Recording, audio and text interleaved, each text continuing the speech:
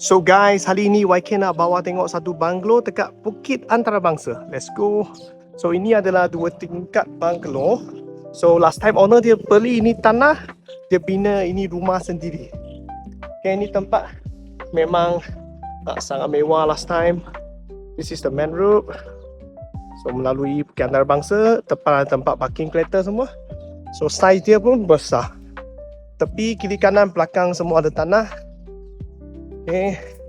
Sebab kita individual title, so we have the potential to do the extension, to do the renovation. Okay. So sini dia punya backyard. Okay. Nampak dia 2 tingkat. Ini owner dia baru buat rumah refurbish lah. So baru buat cat balik, touch up. Sebab owner sudah pintar pergi upsizing. So dia nak letakkan ini rumah lah. Tengok ada buyer yang suitable.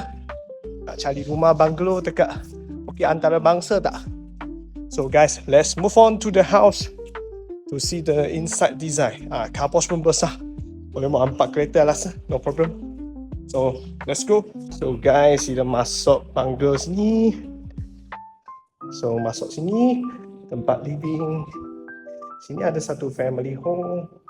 Okay, boleh buat bilik ke, buat satu office pun boleh. So this is the dining area. So ini rumah owner baru refurbish. So dia nampak sangat elok. Satu storeroom. Okay.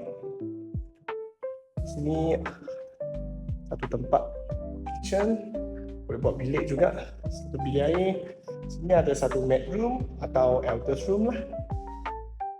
Dry kitchen.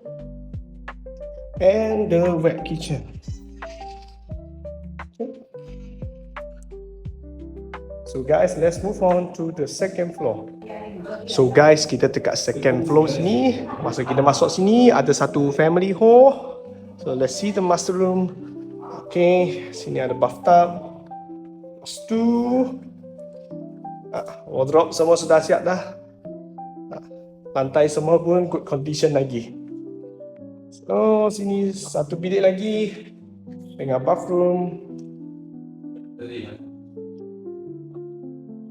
Lagi satu bilik dengan bathroom. Semua dia ensuite, semua ensuite, okay? Semua bilik ada bilik air. So guys, kalau ada minat dekat rumah ini, sila drop me a DM. Thank you.